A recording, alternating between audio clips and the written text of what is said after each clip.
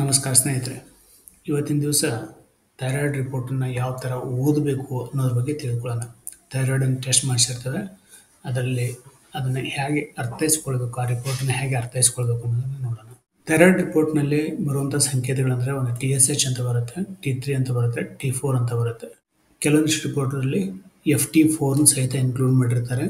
ಕೆಲವೊಂದಿಷ್ಟು ರಿಪೋರ್ಟಲ್ಲಿ TSH ಮತ್ತು T3 T4 ಮಾತ್ರ ಮಾಡಿಸಿರ್ತಾರೆ.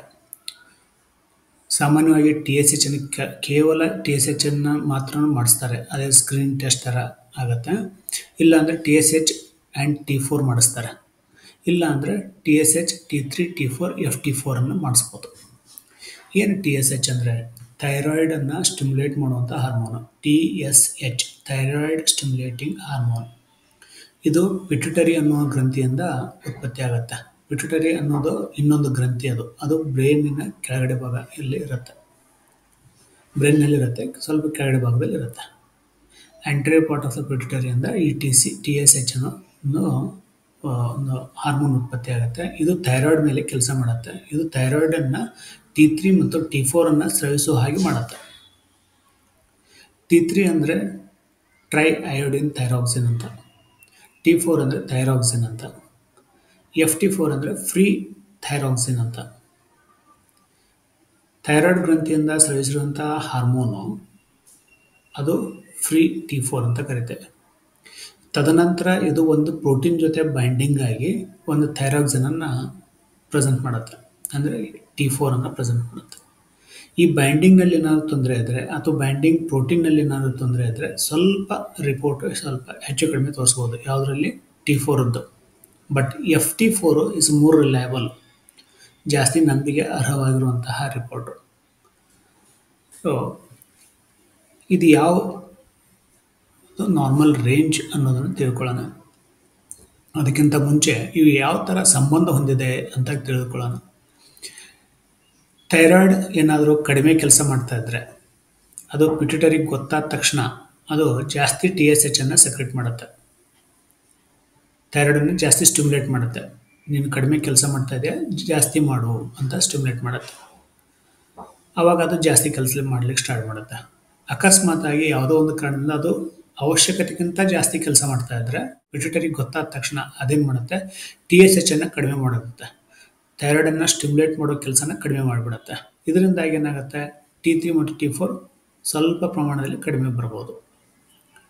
ಸೊ ಈ ಒಂದು ಏನು ಸಂಬಂಧ ಇದೆ ಇದಕ್ಕೆ ನೆಗೆಟಿವ್ ಫೀಡ್ಬ್ಯಾಕ್ ಮೆಕ್ಯಾನಿಸಮ್ ಅಂತ ಕರೀತಾರೆ. ಸೊ ಇದು ಇಲ್ಲಿ ಹೆಚ್ಚಾಗಿದ ತಕ್ಷಣ ಅದು ತನ್ನ TSH ಅನ್ನು ಕಡಿಮೆ ಮಾಡ್ಕೊಳ್ಳುತ್ತೆ. T3 T4 ಕಡಿಮೆ ಆದ ತಕ್ಷಣ TSH ಅನ್ನು ಹೆಚ್ಚಾಗಿ ಮಾಡುತ್ತೆ. TSH ನಾನು ಮುಂಚೆನೇ ಹೇಳಿರೋ ಹಾಗೆ ಇದು ಮೆದುಳಿನಲ್ಲಿರುವ ಪಿಟ್ಯುಟರಿ ಗ್ರಂಥಿಯಿಂದ ಉತ್ಪತ್ತಿ ಆಗುತ್ತೆ, ಥೈರಾಯ್ಡ್ ಸ್ಟಿಮ್ಯುಲೇಟಿಂಗ್ ಹಾರ್ಮೋನು. ಇದು ನಾರ್ಮಲ್ ರೇಂಜು 0.5 ಅಂತ ಹಿಡ್ಕೊಂಡ್ಬಿಟ್ಟು 5 milli international unit per litre. 0.5 ಇಂದ 5 ಇದು ಇದರದ್ದು ನಾರ್ಮಲ್ ರೇಂಜ್. ಇಷ್ಟು ಒಳಗಡೆ TSH ಇರಬೇಕು. T3 ಮತ್ತು T4 ನಾನು ಮುಂಚೆ ಹಾಗೆ T4 ಅಂದರೆ ಥೈರಾಕ್ಸಿನು, T3 ಅಂದರೆ ಟ್ರೈ ಅಯೋಡೋ ಥೈರಾಕ್ಸಿನ್. T4 ಒಂದು ಅಯೋಡಿನ್ ಮಾಲಿಕ್ಯೂಲ್ನ ಕಳ್ಕೊಂಡ್ರೆ ಅದು T3 ಆಗುತ್ತೆ. ಸೊ ಇವೆರಡು ಏನಾಗುತ್ತೆ, ಥೈರಾಯ್ಡ್ ಹಾರ್ಮೋನ್ಸ್ ಇವು ಥೈರಾಯ್ಡ್ನಲ್ಲಿ ಉತ್ಪತ್ತಿ ಆಗುತ್ತೆ. ಇದರ ಕೆಲಸ ದೇಹದ ತೂಕವನ್ನು ನಿಭಾಯಿಸೋದು ಅಥವಾ ದೇಹದ ಶಕ್ತಿಯನ್ನು ನಿರ್ಧಾರ ಮಾಡೋದು, ದೇಹದ ಮನಸ್ಸಿನ ಎಮೋಷನ್ಸನ್ನು ನಿರ್ಧಾರ ಮಾಡೋದು, ದೇಹದ ಉಷ್ಣತೆ, ಚರ್ಮ, ಕೂದಲು, ಉಗುರಿನ ಆರೋಗ್ಯ, ಸಂತಾನ ಉತ್ಪತ್ತಿ ಹಾರ್ಮೋನ್ ತುಂಬಾ ಕೆಲಸ ಇದು ಥೈರಾಯ್ಡ್ ಮಾಡುತ್ತೆ. ಇವು T3 T4 ಮಾಡುತ್ತೆ. ನಾರ್ಮಲ್ ರೇಂಜ್ ಏನಪ್ಪ T4ದ್ದು ಅಂದರೆ 5 to 12, 5ರಿಂದ 12 micrograms per DL. T3 ಅದು 80ರಿಂದ 220 ನ್ಯಾನೋಗ್ರಾಮ್ಸ್ ಪರ್ DL. ಇದು ಮೇಜರಿಂಗ್ ಯೂನಿಟ್ ಸ್ವಲ್ಪ ಅವರು ಈಗ ನಾನು ನ್ಯಾನೋಗ್ರಾಮ್ನಲ್ಲಿ ಹೇಳಿದೆ T3 ಅವರು ಮ್ಯಾಕ್ರೋಗ್ರಾಮ್ನಲ್ಲಿ ನಿಮ್ಗೆ ರಿಪೋರ್ಟ್ ಕೊಟ್ಟಿದ್ರೆ ಸೊ ನಿಮ್ಮ ನಾರ್ಮಲ್ ರೇಂಜು ಬೇರೆಯೇ ಇರುತ್ತೆ. ಸೊ ನಿಮಗೆ ರಿಪೋರ್ಟ್ ಕೊಟ್ಟಲ್ಲಿ ಪಕ್ಕದಲ್ಲೇ ನಾರ್ಮಲ್ ರೇಂಜನ್ನು ಕೊಟ್ಟಿರ್ತಾರೆ. FT4 ನಾರ್ಮಲ್ ರೇಂಜ್ ಏನಪ್ಪ ಅಂತಂದರೆ ಸಣ್ಣ ಮಕ್ಕಳಲ್ಲಿ 0.8 ಹಿಡ್ಕೊಂಡ್ಬಿಟ್ಟು 2 nanogram per DL. ವಯಸ್ಕರಲ್ಲಿ 0.7 ಹಿಡ್ಕೊಂಬಿಟ್ಟು 1.8. ಗರ್ಭಿಣಿಯರಲ್ಲಿ 0.5 to 1 nanogram per DL. ಇದು normal range of the FT4. ಇನ್ನು ಯಾವ ಥರ ಇಂಟರ್ಪ್ರೇಟ್ ಮಾಡೋದು ನೋಡಿ. ಅಕಸ್ಮಾತಾಗಿ ಟಿ ಎಸ್ ಎಚ್ ಹೈ ಇತ್ತು, ಟಿ ಎಸ್ ಎಚ್ ಏನು ನಾರ್ಮಲ್ ರೇಂಜ್ ಇದ್ದಿಲ್ಲ ಅದಕ್ಕಿಂತ ಜಾಸ್ತಿ ಇತ್ತು ಅಂತ ಅಂದ್ಕೊಳ್ಳೋಣ. ಯಾಕೆ ಜಾಸ್ತಿ ಆಯಿತು? ಇದರ ಅರ್ಥ ಏನು? ಸೊ ಪಿಟ್ಯೂಟರಿಗೆ ಏನು ಅನ್ನಿಸ್ತಾ ಇದೆ, ಥೈರಾಯ್ಡ್ ಸರಿಯಾಗಿ ಕೆಲಸ ಮಾಡ್ತಾ ಇಲ್ಲ, ಸೊ ಜಾಸ್ತಿ ಟಿ ಎಸ್ ಎಚನ್ನು ಸೆಕ್ರೇಟ್ ಮಾಡೋಣ, ಥೈರಾಯ್ಡನ್ನು ಜಾಸ್ತಿ ಸ್ಟಿಮ್ಯುಲೇಟ್ ಮಾಡೋಣ ಅಂತ ಇದ್ದಾಗ ಅದು ಥೈರಾಯ್ಡನ್ನು ಜಾಸ್ತಿ ಸ್ವಲ್ಪ ಹೆಚ್ಚಿನ ಲೆವೆಲಿಗೆ ಹೋಗುತ್ತೆ. ಸೊ ಅದು ಅಕಸ್ಮಾತ್ ಥೈರಾಯ್ಡ್ ನಿಜವಾಗ್ಲೂ ಕಡಿಮೆ ಕೆಲಸ ಮಾಡ್ತಾ ಇದ್ದರೆ ಅವಾಗ ಏನು ಬರುತ್ತೆ, T3 T4 ಮತ್ತು FT4 ನಾರ್ಮಲ್ ರೇಂಜ್ಗಿಂತ ಕಡಿಮೆ ಇರ್ತವೆ. ಇದಕ್ಕೆ ನಾವು ಪ್ರೈಮರಿ ಹೈಪೋಥೈರಾಯ್ಡಿಸಮ್ ಅಂತ ಕರಿತೇವೆ. ಹೈಪೋ ಅಂದರೆ ಕಡಿಮೆ, ಥೈರಾಯ್ಡಿಸಮ್ ಥೈರಾಯ್ಡ್ ಕಡಿಮೆ ಕೆಲಸ ಮಾಡ್ತಾ ಇದೆ, ಹೈಪೋಥೈರಾಯ್ಡಿಸಮ್. ಆವಾಗ ಏನಿರುತ್ತೆ, T3 T4 FT4 ಕಡಿಮೆ ಇರುತ್ತೆ, ಆದರೆ ಟಿ ಎಸ್ ಎಚ್ ನಾರ್ಮಲ್ ರೇಂಜ್ಗಿಂತ ಜಾಸ್ತಿ ಇರುತ್ತೆ. ಇಲ್ಲ T3 T4 T S H normal ಇದೆ, ಬಟ್ ಟಿ ಎಸ್ ಎಚ್ ಮಾತ್ರ ಹೈ ಇದೆ ಅಂದಾಗ ಇದಕ್ಕೆ ಸಬ್ ಕ್ಲಿನಿಕಲ್ ಹೈಪೋಥೈರಾಯ್ಡಿಸಮ್ ಅಂತ ಕರೀತಾರೆ. ಸಬ್ ಕ್ಲಿನಿಕಲ್ ಅಂದರೆ ಥೈರಾಯ್ಡಿಗೆ ಅದಕ್ಕೆ ಆಲ್ರೆಡಿ ಗೊತ್ತಾಗ್ಬಿಟ್ಟಿದೆ ಏನಂತ, ಪಿಟ್ಯೂಟರಿಗೆ ಆಲ್ರೆಡಿ ಗೊತ್ತಾಗ್ಬಿಟ್ಟಿದೆ ಏನಂತ, ಥೈರಾಯ್ಡ್ ಸರಿಯಾಗಿ ಕೆಲಸ ಮಾಡ್ತಾ ಇಲ್ಲ ಅಂತ, ಅದಕ್ಕೆ ಅದು ಸ್ವಲ್ಪ ಜಾಸ್ತಿ ಸ್ಟಿಮ್ಯುಲೇಟ್ ಮಾಡ್ತಾ ಇದೆ.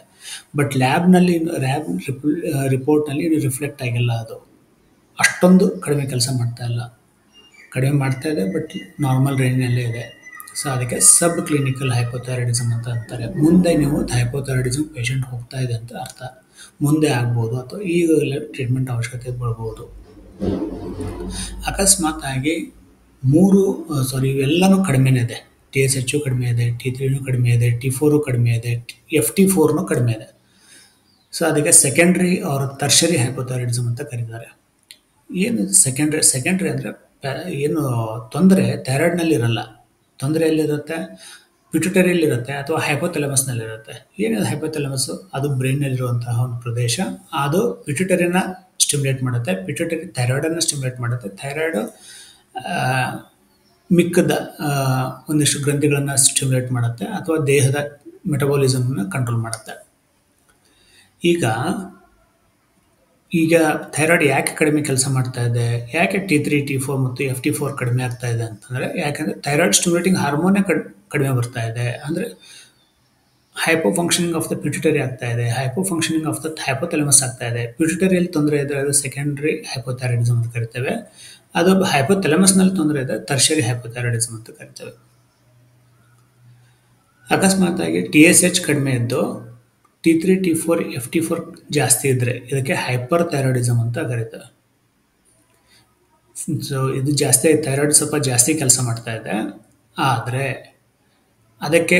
ಅದಕ್ಕಾಗಿ ಪಿಟ್ಯೂಟರಿ ಏನು ಮಾಡ್ತಾ ಇದೆ, ಕಡಿಮೆ ಟಿ ಎಸ್ ಎಚನ್ನು ಸೆಕ್ರೆಟ್ ಮಾಡ್ತಾ ಇದೆ, ಅವಶ್ಯಕತೆಗಿಂತ ಕಡಿಮೆ ಮಾಡ್ತಾ ಇದೆ. ಯಾಕೆ? T S H thyroid already ಜಾಸ್ತಿ ಕೆಲಸ ಮಾಡ್ತಾ ಇದೆ, ಆದ್ದರಿಂದ ಪಿಟ್ಯೂಟರಿ ಟಿ ಎಸ್ ಎಚನ್ನು ಕಡಿಮೆ ಮಾಡಿದೆ. ಸೊ ಈ ಥರ ರಿಪೋರ್ಟ್ ಬಂದಾಗ ಅದು ಹೈಪರ್ ಥೈರಾಯ್ಡಿಸಮ್ ಅಂತ ಗೊತ್ತಾಗತ್ತೆ. ಅಕಸ್ಮಾತಾಗಿ ಟಿ ಎಸ್ ಎಚ್ ಕಡಿಮೆ ಇದ್ಕೊಂಡ್ಬಿಟ್ಟು ಇವು ನಾರ್ಮಲ್ ಇದ್ದರೆ, ಯಾವ T3 T4 ಮತ್ತು FT4 ನಾರ್ಮಲ್ ಇದ್ದರೆ ಇದು ಸಬ್ ಕ್ಲಿನಿಕಲ್ ಹೈಪರ್ ಥೈರಾಯ್ಡಿಸಮ್ ಅಂತ ಕರಿತೇವೆ. 3 ಕಡಿಮೆ ಇದ್ರೆ ಸೆಂಟ್ರಲ್ ಹೈಪೋಥೈರಾಯ್ಡಿಸಮ್, ಇದು ಆಲ್ರೆಡಿ ನಾವು ಡಿಸ್ಕಸ್ ಮಾಡಿದ್ದೇವೆ, ಸೆಕೆಂಡ್ರಿ ಮತ್ತು ಟರ್ಷರಿ ಹೈಪೋಥೈರಾಯ್ಡಿಸಮ್ ಅಲ್ಲಿ ಡಿಸ್ಕಸ್ ಮಾಡಿದ್ದೇವೆ. ಟಿ ಎಸ್ ಎಚ್ ಕಡಿಮೆ ಇದ್ಬಿಟ್ಟು T3 ಮಾತ್ರ ನಾರ್ಮಲ್ ಇದ್ದು T4 ಮತ್ತು FT4 ಜಾಸ್ತಿ ಇದ್ದರೆ ಥೈರಾಯ್ಡೈಟಿಸ್ನಲ್ಲಿ ಈ ಥರ ಸಿಂಪ್ಟಮ್ ಕಂಡುಬರುತ್ತೆ.